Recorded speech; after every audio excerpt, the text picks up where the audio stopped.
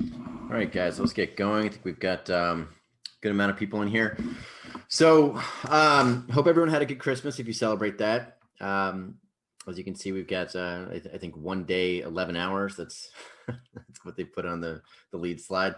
We're counting down to get to 2021. I'm ready for this year to be over. I think everybody is. So let's get there and we'll get through this week. Very excited about what this year has to come to bring. In this industry. We've had a lot of people interested in acquisition entrepreneurship and all things deal sourcing. I think that's only going to continue into the new year. So let's all cross our fingers and hope the politicians don't royally screw it up. And today, I think I'm going to just cover a very basic, kind of a basic topic in my mind, just because we spend a lot of time in our CRM, in our automation funnel, but it is a question that's been popping up a lot. So if this is not a fit for you, I'm going to put it out there and you can just hop off today. We're going to run through using deal pipeline software, right? So using a sales pipeline for your CRM, how to take leads and put them into that sales pipeline. And then, how does a sales lead turn into, a deal lead, right? So the sales lead is going to be pretty much through identification to engagement. And then once they turn into an actual deal, going through engagement to closing. So if that is a good fit for you, stick around. If not, just hop off and come back next week. So with that, we'll go through the deal pipelines. I'll go through my updates. We can hop into some Q&A, but for whatever reason, we seem to be getting all the questions after the fact. Immediately after our lunch and learns, and the following day, we do have a lot of questions coming in, which is great. So we'll keep doing this. But nobody seems to like questions real time, which is fine. That's the format for this. We want to get in there and deliver something valuable and get out so we can all get on with our day and with our weeks. Introduction for new people on the Lunch and Learn. Who am I? Why should you care?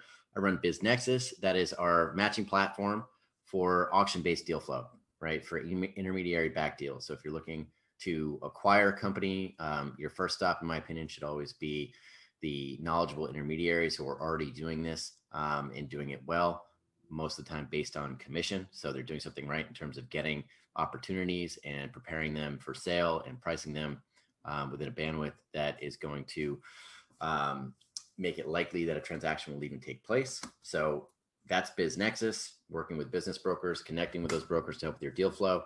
And then BN.Digital is our agency. All we do is off-market deal origination for M&A. So that's everything that we talk about here. We like to lead with digital and translates, turn that into a real world relationship, but take advantage of everything out there with data and with targeting. That's what we do. We help boutiques and individuals and intermediaries transition your deal pipeline from digital over to, or from analog over to digital. So we do that through a process called social selling, right? So in this industry, people are really behind on the content marketing approach. Whether you're actually creating your own content or you're just out there posting, you want to build your brand over time with your prospects. So with your end prospects, in this industry, your business owner prospects, those are always going to be the primary prospects, but then the referral prospects who can deliver those end prospects on an ongoing basis, right? So the niche consultants in your industry, the financial advisors, the accountants, the lawyers, you want to get outreach campaigns built and running daily for each of those types of prospects. Especially the referral prospects. Over time, those wind up being more valuable than any proprietary deal origination strategy that you put into place.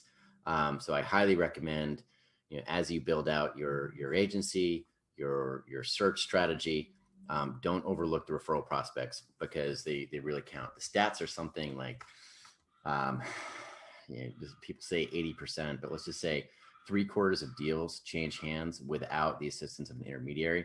I think it's a huge problem in the brokerage industry. And in my opinion, I think there's an awareness issue because a good intermediary is invaluable. But those are the numbers. The majority of businesses change hands without ever going through an intermediary. So referral prospects are an integral part of the process for deal origination, for staying in front of the owners. If you're going to acquire a business, if you're going to go after the owners as a searcher, making sure that you get in front of the financial advisors and the accountants and lawyers and introduce yourself and let them know who you are, what you're doing. Hopefully you have some sort of proof of financing or investor backing. And then if you're an intermediary, doing the same thing in your niche, making sure that you develop the relationships with those advisors and accountants and lawyers over time, because you're going to be in it for the long haul through multiple transactions.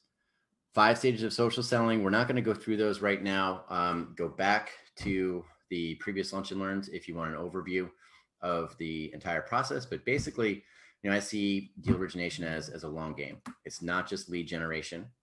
It's not, top of the funnel only process. And, I'm continuously surprised at how many people in the industry do see this as just a lead generation short game, especially in noisy, crowded internet world.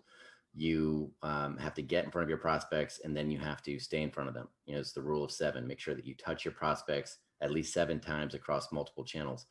That is what we're getting into, especially with deal origination, because this is such a high value ticket item, right? If you're talking about a business owner who's been running something for 30 plus years, that's obviously a transaction of a lifetime. They're going to be very careful about vetting you online, checking out your profiles, making sure that you have social proof, making sure that you are in fact good at what you do, or that you are at least a qualified authority in your area.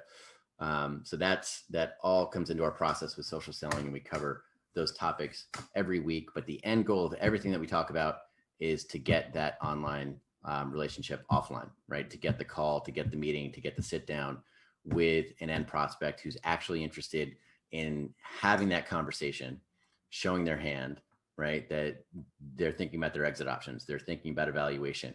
They know you well enough. They've seen your posting. They've been in your newsletter. They've been in your drip. You're staying top of mind so that when they're ready to have that conversation, you're going to be front and center. So that's the process. This is the funnel that we use at the top of the funnel. Think of that as first contact, right? So hopefully your targeting is on so that anybody who comes into the top of the funnel is going to fit the bill from a targeting standpoint. But then once they're in the funnel, it really goes from the initial conversation. I like to use the conference analogy. You're at an industry conference and somebody has enough overlap where you exchange business cards, and you know that you should have a conversation at some point. It's just not the right time. Maybe you still need to do some vetting. Maybe the timing's just not right for you. That's how you move them down the funnel, mid to bottom of the funnel, to make sure that your prospects become familiar with who you are, what you do, how your services meet their needs, meet their pain points, show some social proof along the way, testimonials, happy clients, make sure that you're posting and that your content is helping to establish you as a qualified authority in the area of business acquisition and sale, so that you can move them closer to the point where they're ready to reach out, right? You should have those hooks along the way to get them to reach out, to get that sit down. But really, you're going to need to show any prospects that you have a degree of credibility before they're ever going to actually have a real world cup of coffee conversation with you. So it's important to establish that, and that's what our process does. So updates, again, 2021 discounts, check with us, schedule a meeting, schedule a consult if you're not sure what we're offering. Annual subscriptions, we have multiple discounts for top of the funnel offerings, for mid to bottom of the funnel offerings. We are doing a 50% discount on the onboarding fee for our deal funnel, for that mid to bottom of the funnel software automation. We'll be going through some of that today with these sales pipelines. That is backed up, but if you lock in before the end of January, we'll honor that 50% discount on the onboarding fee whenever your onboarding is available. We are giving BizNexus platform access, full access for agency clients through 2021. So whatever we build there, if you're doing buy side work as an intermediary, or if you're a searcher, or if you're a PE firm with multiple portfolio companies, you can organize your searches by multiple target types, right? So everything that we build out with releases every month on BizNexus, you get full access to that if you're an agency client. And then I'll give you a quick update on the deals on your website issue. I know a lot of intermediaries out there have been kind of thrown into the wind because one of the major platforms out there that was hosting businesses for sale is no longer doing that in 2021. So we do have a solution for that. And we'll just cover that briefly. We went into this last week, so I'm not going to dig in too deeply, but if you want to embed your listings on your own website, when you log into BizNexus, into your profile, if you click on listings, right? So log in, click edit profile, go to listings, you'll have your own unique embed listings code. And we can throw that on your site, or someone else can throw it on your site. But basically, if you want your own listings on your site, you're going to have something that looks like this, right? This is what our design with the search console is going to look like on your website. So your own users on your website can search by industry, location, keywords, etc. Your choice, what we show. And then you'll have all of your listings, your site right there on your own website. So if you have any questions, just email us at listings@biznexus.com and we can help set that up for you. So digging into the topic for today, again, this is, we've got a question on which platform stopped sharing listings. Just ping me after. It's one of the larger ones. Let's just say the largest. But yeah, they're no longer allowing users to embed listings on their own website. So they're getting out of that game. That's coming from Neil. So we're happy to step in and provide that value as it seems to be clearly needed in the industry, judging by the inquiries we've just gotten over this past month. So moving back into deal pipeline management, if you're not familiar with this, if you're not using a CRM, you definitely should be. It shocks me how many people are just doing deal origination over the long term, especially with brokers. If they're in it for multiple transactions, they're doing this with spreadsheets, right? And to have deal pipeline management as part of a CRM is critical in this industry, I believe, just again, because this is a long game, right? It is a long process. And deal pipeline management, when done the right way, is extremely effective. It just makes your life easy. And if you can automate it, then it makes your life really, really easy. So we'll walk you through some of the basics on that. But basically, the way I see deal pipeline management in this industry, you've got kind of two levels. First, there's the tracking and management of your sales opportunities, right? The identification through engagement. And that's a lot of what we typically talk about in these lunch and learns, right? So figuring out who your target prospect is. Over the past few lunch and learns, I've used the HVAC example, so let's stick with that.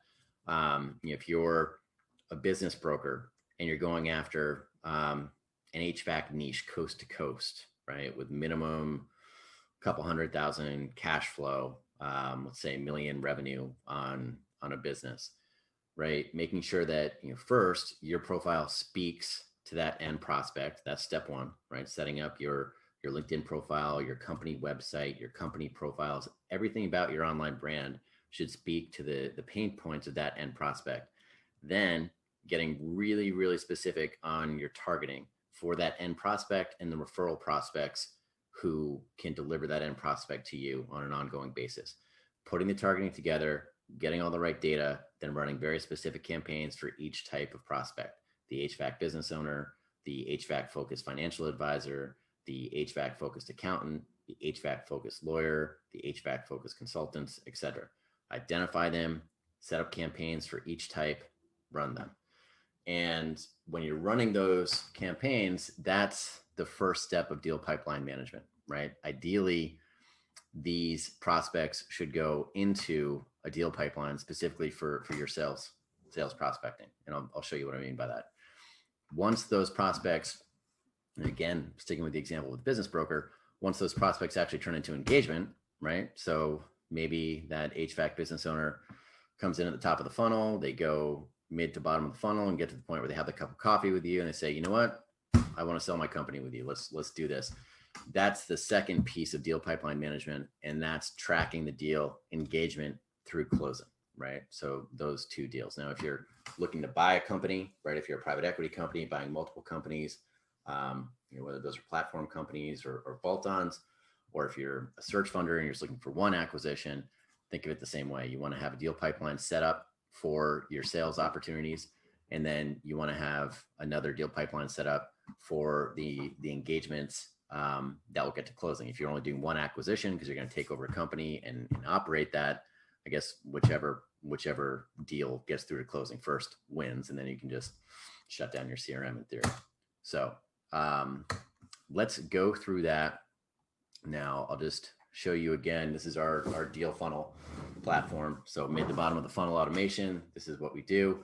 Again, when people first come in, using the example from last week, let's say HVAC owner Harry, this is just a persona that will slap on prospects, right? So if we have somebody who actually comes into the top of the funnel and they're an HVAC owner, we're going to create a persona for them. So that allows us to do a whole lot of pretty cool stuff mid to bottom of the funnel. But going into the pipeline, let's start with the sales pipeline. I'll kind of show you what I mean. So you should have something like this, regardless of what you're using, whether you're on board with us, whether you're on board with HubSpot, whether you're on board with one of these other industry-focused CRMs, you should have some sort of deal pipeline that you're using to manage. The way I like to do it is I have different tiers of leads.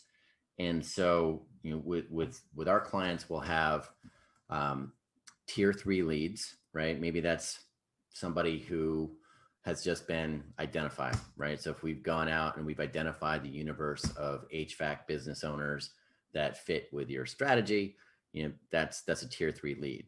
Now, if they're entered into a campaign and we've called them and had a conversation, or if they're in your LinkedIn network, or if they're in a campaign, right, then they're going to be a tier 2 lead, right? So maybe they're an in-network sales lead.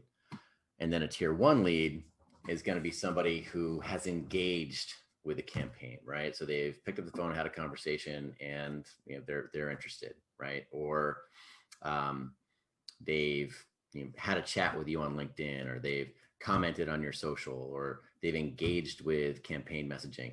That's going to be a tier 1 lead, right? And then we've actually added on another level since COVID hit, just because it's so busy out there in internet land. We have a verified lead as well. So we're going to go in and verify this person is not only interested, but they fit the bill. So HVAC owner, of a company of a certain size, they clearly have shown interest in having a conversation. That's going to be a verified lead. So I suggest you have some sort of system that's comparable, just to help organize your time and your task management, so you're not dealing with all those different types of leads yourself. If you're a business broker, if you're a searcher, you should have interns, VAs, somebody kind of dealing with those T3 through tier 2 or even tier 1 leads. And then you should be dealing with those verified leads only. That's the best way to do it if you're going to be conscious of your own time. But you should have something set up where you have leads that are interested, they need analysis, and then whether you're working with an agency or a partner or an employee who's scheduling the presentations for you, you should have that presentation scheduled column, right? And then from there, you're working the lead. If you have an opportunity, what does an opportunity look like when they're in that pipeline? You should have, the expected value, right? And maybe that's going to be transaction value. Maybe that's going to be your commission value. Whatever the process is, you should have that. You should have an expected close date, right? And you should be able to see if they're in any campaign. So if they're in any nurturing campaigns, if they're in any social campaigns, you should have total visibility when you click into an opportunity to see where they are. You should even see, like, okay, how likely is this one to close? Is it 20%? Because it's going to allow you to prioritize your task management on an ongoing basis. We won't get into that now, but that's how we set it up. We do that for you. And I recommend you do that as well.